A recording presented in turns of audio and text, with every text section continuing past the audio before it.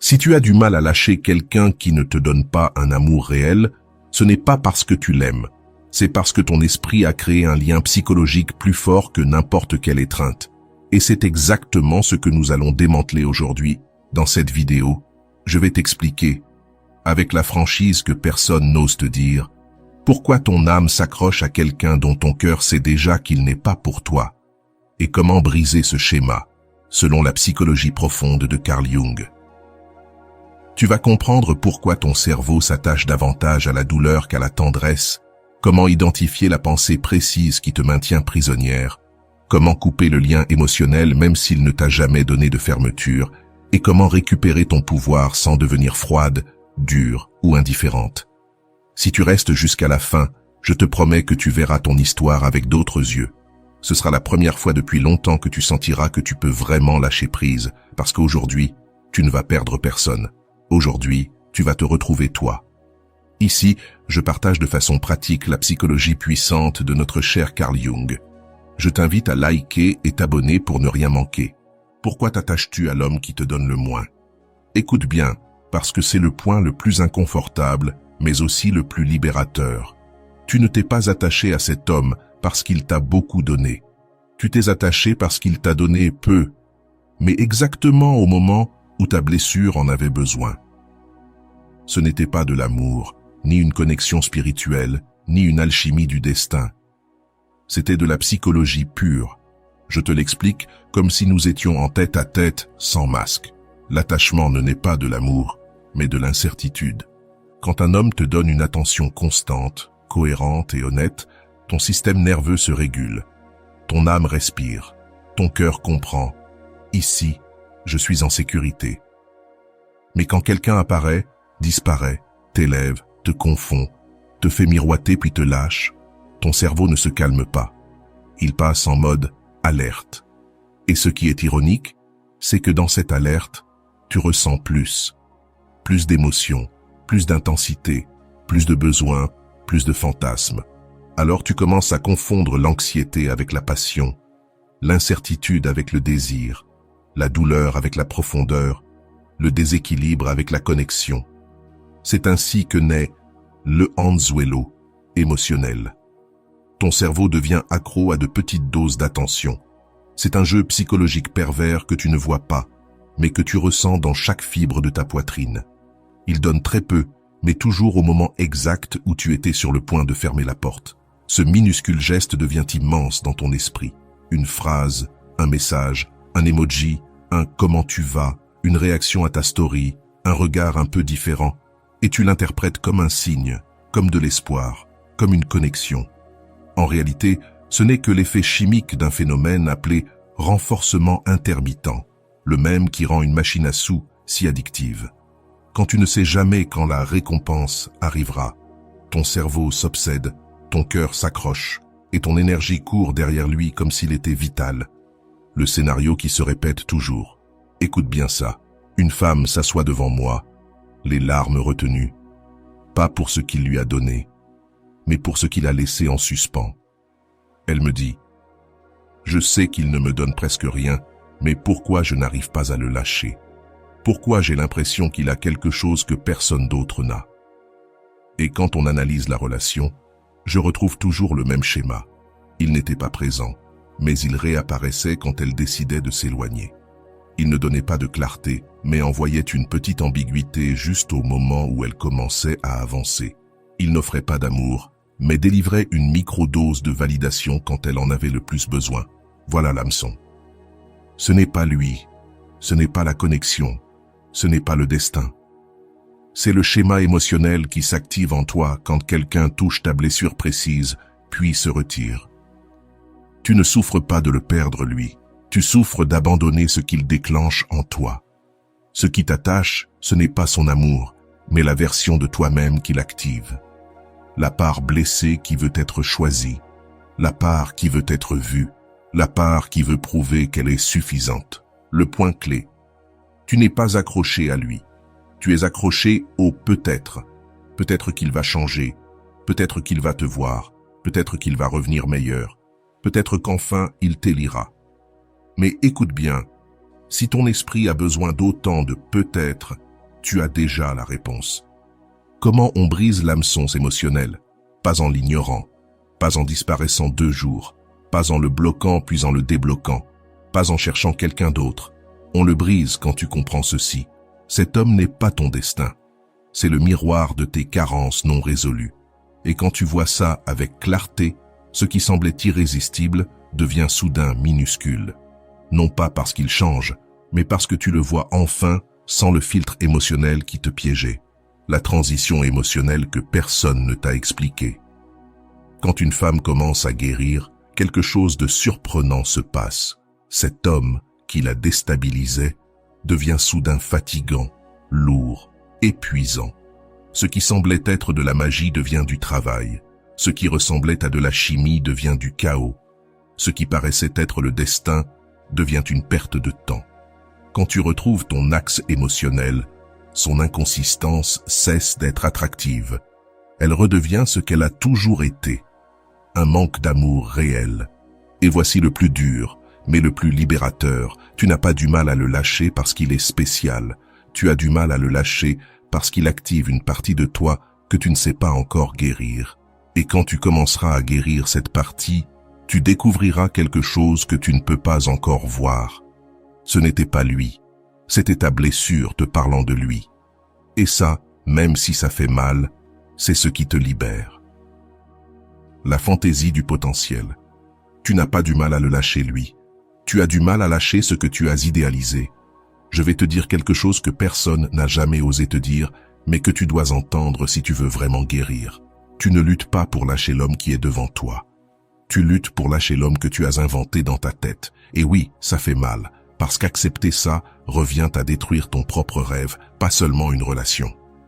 Tu n'es pas attaché à ce qu'il t'a donné, mais à ce qu'il a laissé entendre sans rien dire. Tu es attaché à ce que tu as interprété, imaginé, projeté. L'addiction n'est pas à lui, mais au potentiel que tu as vu en lui. Et ce potentiel est un mirage psychologique si puissant que même quand il te traite mal, t'ignore ou te donne des miettes, tu continues à penser « Il pourrait être différent avec moi, il a juste besoin de temps. Quand il guérira, il m'aimera mieux. » Mais regarde ce qui se passe vraiment. Tu n'aimes pas cet homme. Tu aimes le personnage que tu as créé à partir de fragments. La tête construit un château entier avec 2 briques. C'est ça, idéalisé. Tu as imaginé un cœur blessé que toi seul pouvais sauver, un homme effrayé par l'amour que toi seul pouvais apaiser. Ce n'est pas de l'amour, c'est de la narration interne. Et la narration interne est la chose la plus difficile à lâcher. La vraie frustration ne vient pas de ce qu'il a fait, mais de ce qu'il n'a jamais fait. Ce qui se brise, ce n'est pas ton cœur, c'est ton illusion. Quand il s'éloigne, ça te fait mal. Mais ce qui te détruit vraiment, c'est qu'il s'éloigne de cette version de lui que tu voulais désespérément croire réelle. Quand il ne te choisit pas, ça te fait souffrir. Mais ce qui t'anéantit, c'est qu'il ne choisit pas ce futur que tu avais déjà imaginé avec lui. C'est ça qui pèse. Lâcher l'histoire, pas l'homme. Imagine ceci. Une femme est avec un homme qui, dans les faits, n'a jamais été émotionnellement disponible. Il était inconsistant, distant, froid, et n'apparaissait que quand ça l'arrangeait. Elle le savait, elle le sentait, elle le vivait chaque jour. Mais il y a eu 2 ou 3 moments où il a montré un côté tendre, un côté plus profond, un côté vulnérable. Et elle a gardé ces moments comme de l'or. Elle l'a idéalisé, non pas pour ce qu'il faisait, mais pour ce qu'il pourrait être s'il le voulait. Alors, elle répète cette phrase que j'entends constamment. Je sais comment il est vraiment. Je sais qu'il a un bon cœur. Il ne sait juste pas le montrer. Ce « je sais » est le piège. Ce « je sais » est l'illusion. Ce « je sais » est la façon dont tu justifies ce qui te fait mal avec un rêve qui t'apaise. Mais non, tu ne sais pas comment il est. Tu sais comment tu voudrais qu'il soit. Et là se trouve la racine de l'attachement. Lâcher un homme n'a jamais été le plus difficile. Le plus difficile, c'est lâcher le un jour. Ce un jour qui te garde piégé dans un futur fictif, ce un jour qui t'empêche de voir son comportement réel, ce un jour qui te fait pardonner des choses que tu n'aurais jamais dû pardonner, ce un jour qui te fait espérer des changements qu'il n'a aucune intention de faire. Lâcher le potentiel fait plus mal que de lâcher la personne, parce que le potentiel est parfait, pas l'homme. Comment détruire la fantaisie et te libérer? Il existe une méthode directe, brute, inconfortable, mais libératrice. Observe ce qu'il fait, pas ce que tu crois qu'il pourrait faire. Observe ce qu'il te donne, pas ce que tu imagines qu'il te donnerait un jour. Observe qui il est aujourd'hui, pas celui que tu espérais voir demain. Quand tu commences à regarder les faits et non les fantasmes, l'illusion s'effondre toute seule. Elle tombe en silence, sans drame, sans cri. Et quand elle tombe, tu réalises quelque chose d'impactant. Ce n'a jamais été lui. Ça a toujours été toi, t'accrochant à ton propre espoir. Et maintenant que tu as compris que tu n'étais pas attaché à l'homme, mais à l'idée que tu avais créée de lui, arrive le point le plus transformateur et aussi l'un des plus difficiles. Comment reconstruire ton pouvoir émotionnel pour cesser de dépendre de l'amour fantasmé et commencer à désirer un amour qui te fait réellement du bien? C'est le cœur du prochain point. Je fais une petite pause pour te demander quelque chose. Peut-être que tu regardes mes vidéos depuis longtemps et que tu n'es toujours pas abonné. Ce n'est pas grave. Mais si ce contenu t'aide, t'accompagne dans des moments importants, t'abonner maintenant avec le petit bouton rouge est la meilleure manière de me dire « Je veux plus de ça ». Et crois-moi, ça fait toute la différence. Merci d'être ici. Et maintenant, revenons au message puissant qui t'attend. Le lien traumatique invisible. C'est ainsi que son amour intermittent reprogramme ton cerveau. C'est ici que beaucoup de femmes cessent de se comprendre et commencent à se culpabiliser pour quelque chose qui n'est pas de la faute, mais de la biologie émotionnelle. Quand un homme te donne de l'amour par moment, de l'attention par moment, de la validation par moment, mais qu'en même temps il retire cette attention quand lui le veut, ton cerveau entre dans un état de confusion tellement profond qu'il commence à associer la douleur au plaisir, l'absence au désir, l'incertitude à la connexion. C'est ce qu'on appelle un lien traumatique et c'est l'un des liens émotionnels les plus forts et les plus difficiles à rompre. Non pas parce que tu es faible, mais parce que ton cerveau répond à des stimuli contradictoires. Et le plus cruel, c'est qu'il n'a même pas besoin d'être conscient de ce qu'il fait. Beaucoup d'hommes avec une faible intelligence émotionnelle et zéro responsabilité affective créent des liens traumatiques sans le savoir, simplement par leur manière d'aimer depuis l'immaturité. Mais le résultat est le même. Il t'attache davantage quand il te donne moins. Tu as du mal à le laisser partir, non pas parce qu'il en vaut la peine, mais parce que ton système émotionnel s'est habitué à survivre en l'attendant. Et ça, c'est une vérité qui change des vies quand on la comprend. Comment se crée un lien traumatique sans que tu t'en rendes compte? Tu n'as pas besoin de violence pour qu'il existe. Pas besoin de cris, ni de maltraitance, ni d'infidélité constante. Parfois, il suffit de ceci. Un jour, il t'écrit avec intensité. Le lendemain, il disparaît. Un jour, il te fait sentir spécial. Le suivant, il agit comme si tu ne comptais pas.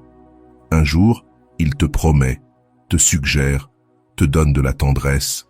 Le lendemain, il coupe tout, se montre froid, distant, inaccessible. Ce yo-yo émotionnel a le même effet psychologique que les machines à sous d'un casino. Pourquoi crois-tu que tant de gens y perdent leur vie? Parce qu'ils ne savent jamais quand vient la récompense. Parce que le cerveau s'obsède davantage quand les résultats sont imprévisibles, quand il y a de l'incertitude, quand tu ne peux pas anticiper le comportement. Et c'est pareil ici. Quand il te donne de l'affection de manière irrégulière, ton cerveau libère de la dopamine dans les moments les moins attendus et tu deviens accro au « peut-être qu'aujourd'hui oui ». Tu n'es pas accro à lui, tu es accro à la possibilité, à la petite lueur d'espoir, à ce petit geste qui, après des jours d'indifférence, ressemble à une récompense émotionnelle immense. Ton cerveau est littéralement en train d'être conditionné. Imagine la scène. Il apparaît un lundi avec intensité, te raconte des choses, cherche ton attention, te fait sentir vu. Tu fonds, tu te connectes, tu t'illusionnes. Le mardi, il disparaît complètement, sans explication. Ton esprit commence à le chercher, ton anxiété monte, ton énergie se contracte. Tu te dis, Il est sûrement occupé. Je ne veux pas paraître insistante. Peut-être qu'il m'écrira demain comme d'habitude. Arrivent 2 ou 3 jours de silence. Ton cerveau panique, ton anxiété explose, ton estime de toi s'effondre. Puis soudain, il revient. Il te sourit, te parle, te fait un commentaire tendre, t'envoie un emoji qui te fait te sentir choisi pendant quelques secondes. Et là, dans cet instant minuscule de récompense, ton cerveau te fait sentir un soulagement immense. Ce soulagement libère de la dopamine, l'hormone du plaisir et du renforcement. De la dopamine après de la douleur, la recette parfaite du lien émotionnel le plus puissant qui existe. Voilà pourquoi tu n'arrives pas à le lâcher. Voilà pourquoi tu te demandes pourquoi je n'arrive pas à l'oublier. Pourquoi je reviens alors que je sais que ce n'est pas bon pour moi. Pourquoi je ressens autant pour quelqu'un qui me donne si peu? La réponse est simple. Il a installé en toi un schéma intermittent que ton cerveau ne sait pas comment éteindre. Le problème, ce n'est pas que tu l'aimes, c'est qu'il a activé en toi une blessure émotionnelle ancienne. Le lien traumatique ne se forme jamais à partir de zéro. Il a besoin d'un terrain vulnérable. Cette vulnérabilité vient souvent d'une histoire passée, un amour où tu n'as pas été vraiment choisi, un père émotionnellement absent, une enfance où ton estime dépendait de ton comportement, un premier lien où tu as appris à te contenter de miettes. Tu ne réagis pas seulement à lui, tu réagis depuis une version de toi qui a appris à survivre sans stabilité émotionnelle. C'est pour cela que, quand il te donne un peu, tu le ressens comme beaucoup. Quand il revient, tu le ressens comme un miracle. Quand il t'écrit, tu le ressens comme une validation. Quand il s'éloigne, tu le ressens comme un abandon. Pas parce que c'est un amour profond, mais parce qu'il réactive un schéma émotionnel déjà présent en toi. La vraie racine, c'est qu'il ne t'a pas donné de l'amour. Il t'a donné un stimulus émotionnel que ton esprit a transformé en addiction. Et c'est le lien le plus difficile à rompre, parce qu'il ne se brise pas avec la logique. Tu sais qu'il ne te convient pas. Tu sais qu'il ne te donne pas l'amour que tu veux. Tu sais qu'il ne se comporte pas comme un homme qui veut construire quelque chose de réel. Et pourtant, tu attends un message, un geste, une question, une excuse. Pas parce qu'il le mérite, mais parce que tu attends le prochain prix émotionnel qui va apaiser ton anxiété pour quelques secondes. Le lien traumatique fonctionne ainsi. Douleur, absence, incertitude, petite récompense, dopamine, soulagement, réaccrochage.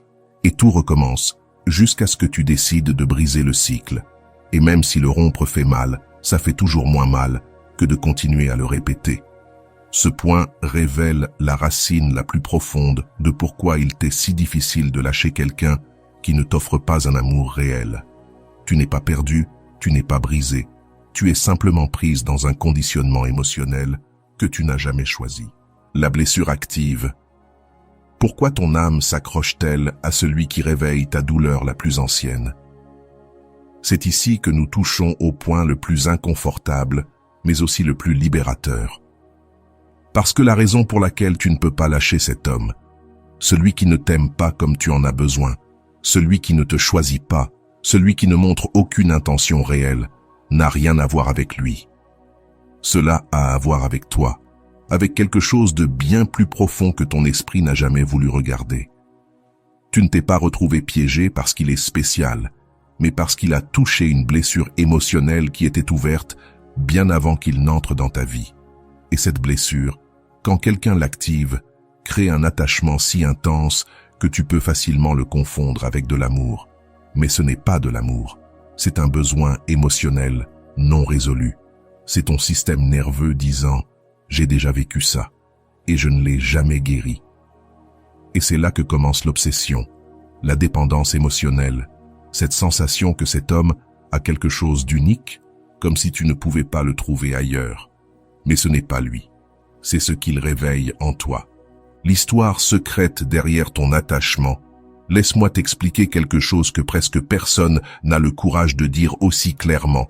Il y a une douleur que tu portais bien avant de le rencontrer. Une douleur que tu n'as pas choisie. Une douleur qui vient de ton enfance émotionnelle. Peut-être as-tu dû te battre pour être vu. Peut-être as-tu dû mériter l'affection par ton comportement. Peut-être as-tu grandi dans un amour intermittent. Peut-être avais-tu une figure qui t'offrait de l'affection à moitié. Peut-être as-tu appris « si je fais plus, on m'aimera plus ».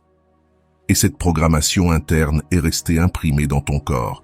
Alors quand apparaît un homme qui te donne exactement la même dynamique, moitié amour, moitié absence, moitié attention, moitié froideur, moitié promesse, moitié indifférence, ton âme le reconnaît.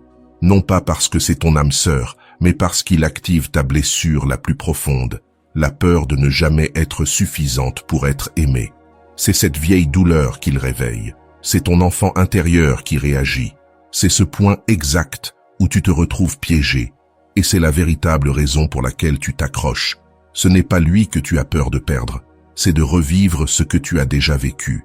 Il n'est que le miroir de cette blessure. Quand la blessure s'active, tu n'aimes pas. Tu cherches une réparation. C'est ici que tant de femmes se trompent. Elles pensent qu'elles se battent pour un homme, pour une relation, pour un futur possible.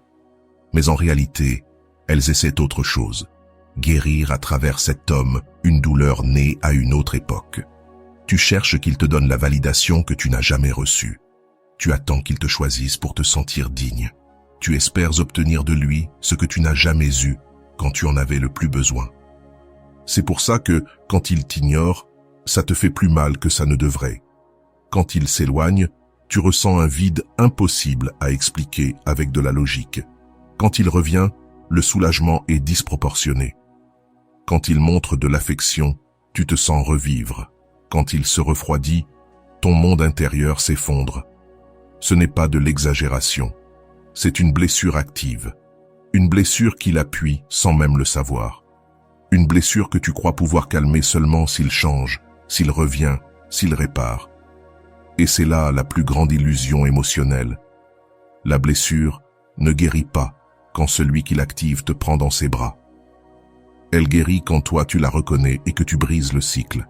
La blessure active embrouille ton cerveau. Elle te fait croire que tu l'aimes plus que tu ne l'aimes vraiment. Quand il touche ta vieille blessure, celle de l'abandon, du « je ne suis pas assez », celle d'avoir cherché l'amour là où il n'y en avait pas, celle d'avoir espéré plus que ce que tu recevais, ton cerveau entre en alerte. Il commence à te répéter « ne le perds pas, ne pars pas, fais encore un effort, peut-être que demain il changera, peut-être que cette fois ça marchera ». Mais ça, ce n'est pas de l'amour, c'est de la peur, c'est ta blessure qui murmure. Si je reste, peut-être qu'on ne m'abandonnera pas cette fois. Voilà pourquoi il est si difficile de lâcher prise. Pas parce qu'il est l'homme qu'il te faut, mais parce qu'il réveille ton instinct le plus primitif. La peur de ressentir encore ce même vide, mais seul. Comment savoir si ta blessure est active? Les signes sont clairs. Tu ressens une anxiété irrationnelle quand il ne répond pas. Tu acceptes des miettes que tu ne tolérerais jamais de quelqu'un d'autre. Tu as l'impression que sans lui, tu perds ta valeur. Tu redoutes qu'il parte, même si tu sais qu'il ne te fait pas du bien. Tu attends quelqu'un qui ne t'a jamais choisi. Tu te sens vide lorsqu'il n'est pas là. Tu pardonnes trop vite, simplement parce que tu préfères l'avoir mal plutôt que pas du tout. Tu te dis, si je fais encore un peu plus, peut-être que... Tout cela ne vient pas de la relation actuelle, mais de quelque chose de beaucoup plus profond. Et quand tu le comprends, la culpabilité disparaît, parce que tu réalises que tu ne rates rien. Tu réagis simplement depuis une blessure jamais refermée. La blessure active t'emprisonne, mais elle te montre aussi la sortie. Et voici la partie la plus puissante. Le fait qu'il ait activé ta douleur ne signifie pas que tu doives rester. Cela signifie que ton âme est prête à guérir quelque chose que tu ne pouvais pas voir avant. Il est le déclencheur, mais toi, tu es la guérison. La blessure qu'il réveille est celle que tu peux maintenant fermer, pas avec lui, avec ton propre amour, ta propre présence, ta propre décision de ne plus répéter l'histoire. Et quand une femme comprend cela, quelque chose change radicalement en elle. Elle ne mendie plus l'amour, elle ne poursuit plus, elle ne se contente plus, elle n'idéalise plus, elle ne justifie plus, elle ne reste plus là où on ne la choisit pas. Pas parce qu'elle devient froide, mais parce qu'elle devient consciente. Et quand la conscience entre, la blessure cesse de gouverner ta vie. Ce point est le cœur émotionnel de tout le message, la raison spirituelle, psychologique et profonde pour laquelle ton âme s'accroche à quelqu'un qui ne te donne pas d'amour réel. Le véritable détachement. Comment libérer le lien sans perdre ta capacité à croire en l'amour? C'est ici que beaucoup de femmes s'effondrent, mais c'est aussi ici que beaucoup renaissent. Car lorsque tu acceptes enfin qu'il ne peut pas t'offrir l'amour dont tu as besoin, lorsque tu as vu que ta douleur vient d'une blessure bien plus ancienne, lorsque tu comprends que ce que tu ressens n'est pas du destin, mais un attachement conditionné, alors surgit la plus grande peur. Comment lâcher ça sans éteindre la partie de moi qui veut encore croire en l'amour? Il est normal de croire que si tu lâches ce qui te blesse, tu lâches aussi l'espoir. Il est normal d'avoir peur de te retrouver seul émotionnellement. Il est normal de penser que si tu le laisses partir, plus personne ne te fera ressentir ce qu'il t'a fait ressentir. Mais cette sensation n'est pas la vérité, c'est de la programmation émotionnelle. Tu ne lâches pas l'amour, tu lâches la douleur que tu as déguisée en amour. Et c'est ça, le véritable détachement. Il existe une idée fausse qui détruit beaucoup de femmes. Croire que pour lâcher quelqu'un, il faut devenir froide, dure, insensible, fermée. Ce n'est pas du détachement, c'est du traumatisme. Le détachement réel est tout autre. Le détachement, c'est quand tu regardes ton histoire et que tu peux dire « ce que j'ai ressenti était réel, mais je ne veux plus soutenir quelque chose qui me détruit ». Le détachement, c'est quand tu arrêtes de te battre pour une version de lui qui n'est jamais arrivée. C'est quand tu acceptes ce qu'il t'a donné et ce qu'il n'a jamais pu te donner. Le détachement, c'est comprendre que tu n'as pas besoin d'éteindre ton cœur, tu as seulement besoin d'allumer ton amour-propre au-dessus du désir d'être choisi. Il ne s'agit pas de t'endurcir, il s'agit de te renforcer.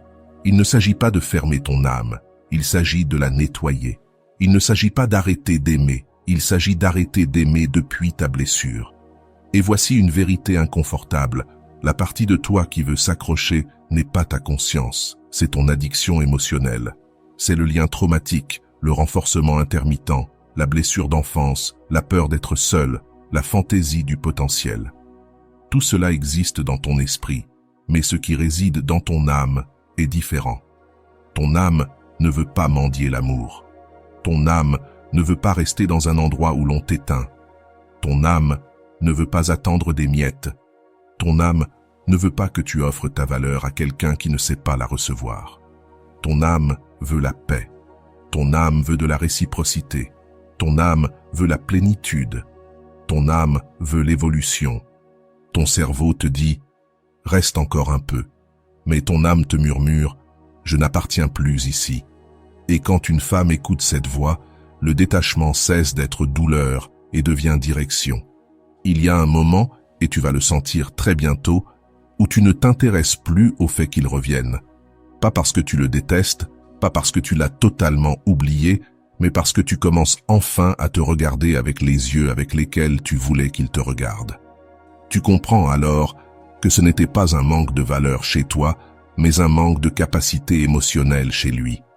Tu comprends que tu ne demandais pas trop, c'est lui qui offrait trop peu. Tu comprends que tu n'étais pas difficile à aimer, c'est lui qui n'était pas prêt pour un amour réel. Et là, sans crier, sans drame, sans vengeance, tu renonces. Tu renonces à essayer de sauver ce qui n'existe pas. Tu renonces à attendre ce qui n'est jamais arrivé. Tu renonces à mendier une émotion qu'une personne saine t'offrirait sans hésiter. Ça, c'est le vrai détachement, lorsque tu arrêtes de te battre pour un amour qui t'éteint.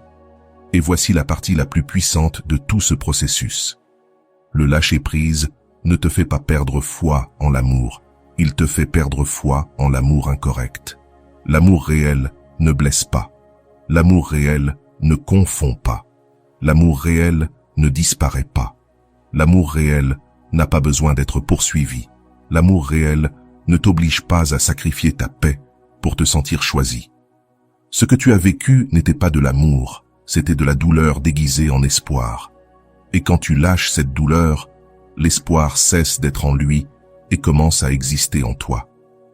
Il se déplace vers la femme que tu es en train de devenir, vers le niveau émotionnel que tu construis, vers la dignité que tu réclames, vers la clarté que tu fais émerger, vers la version de toi qui n'accepte plus le minimum. Tu n'es pas en train de perdre l'amour, tu es en train de créer de l'espace pour l'amour que tu mérites réellement. Celui que tu n'auras pas besoin de supplier, celui que tu n'auras pas besoin de forcer, celui que tu n'auras pas besoin de gagner, celui qui arrivera dans ta vie avec la même intensité que celle que tu donnes. Le détachement final arrive le jour où tu acceptes que le véritable amour ne vient pas lorsque tu te contentes, mais lorsque tu te libères. Quand tu lâches ce qui te fait mal, tu ne restes pas vide, tu deviens disponible. Disponible pour un amour qui ne te brise pas. Disponible pour un amour que tu n'auras pas à poursuivre. Disponible pour un amour qui te choisit aussi. Disponible pour un amour qui te voit. Disponible pour un amour qui ne fuit pas ta profondeur. Se détacher, ce n'est pas abandonner l'amour, c'est arrêter de traiter la douleur comme si c'était de l'amour. Et tu es à un pas de le faire. Voici le vrai point final du cycle, quand tu n'attends plus qu'il revienne et que, malgré cela, tu continues à croire en ce que tu mérites. Maintenant, tu vois tout avec une clarté qui auparavant te faisait mal à regarder. Tu n'avais pas de mal à le laisser parce qu'il était ton âme sœur. Tu avais du mal à le laisser parce que ta blessure trouvait en lui un stimulus, parce que ton histoire interne trouvait en lui un miroir, parce que ton besoin d'être choisi trouvait en lui une ancre émotionnelle. Mais tu as compris quelque chose qui change des vies. Tu n'es pas en train de le perdre, lui. Tu es en train de te retrouver, toi. La femme qui arrive à la fin de cette vidéo n'est plus la même que celle qui l'a commencée. La femme qui est ici maintenant ne confond plus intensité avec amour, ni attention intermittente avec connexion, ni douleur émotionnelle avec destin. La femme que tu es devenue marche désormais avec une énergie nouvelle, une énergie qui ne mendie pas, une énergie qui ne s'accroche pas, une énergie qui ne se trahit pas, une énergie qui ne négocie jamais sa paix pour de la compagnie, une énergie qui sait que l'amour réel ne te demandera jamais de te briser pour le maintenir, parce que tu l'as enfin compris. Le difficile n'était pas de le laisser partir. Le difficile était de laisser partir la version de toi qui acceptait si peu. Cette version ne dirige plus ta vie. La nouvelle toi ne court plus derrière ce qui la confond. Elle ne cherche plus de validation où il n'y a pas de réciprocité. Elle n'attend plus d'explications pour fermer un cycle. Elle ne traite plus la douleur comme si c'était de l'amour. La nouvelle toi avance sans peur, avec une force qu'il ne pourra jamais remplacer et avec une dignité que ton futur, lui, saura honorer. Le laisser partir ne te laisse pas vide. Cela te laisse propre. Cela te laisse légère. Cela te laisse libre de recevoir un amour réellement à ta hauteur émotionnelle. Et écoute bien. Quand une femme fait la paix avec son amour propre, tout ce qui ne vibre plus avec elle s'écroule tout seul, et tout ce qui est réel commence à la chercher. C'est ton moment, c'est ta fermeture, c'est ton ascension émotionnelle. Maintenant, tu es prête pour le type d'amour qui ne te détruit pas, l'amour qui t'honore, te choisit et te soutient. Déclaration de pouvoir pour commenter. Je ne lutte plus pour être choisi, maintenant c'est moi qui me choisis. Écris-le en commentaire pour sceller ce chapitre depuis ta nouvelle énergie. Et si ce message a résonné avec toi, laisse ton puissant like, abonne-toi et active la cloche. Et si tu veux soutenir encore plus cet espace, tu peux rejoindre le canal en tant que membre et profiter de bénéfices exclusifs, réponses prioritaires à tes commentaires et questions psychologiques, participation aux décisions des prochaines vidéos et un accompagnement plus proche dans ton processus de transformation. Mais ne pars pas encore. Je te laisse à l'écran 2 vidéos que, je le sais, tu vas adorer. 2 sagesses de très grande valeur. Je t'attends dans celle que tu choisiras. On se retrouve là-bas.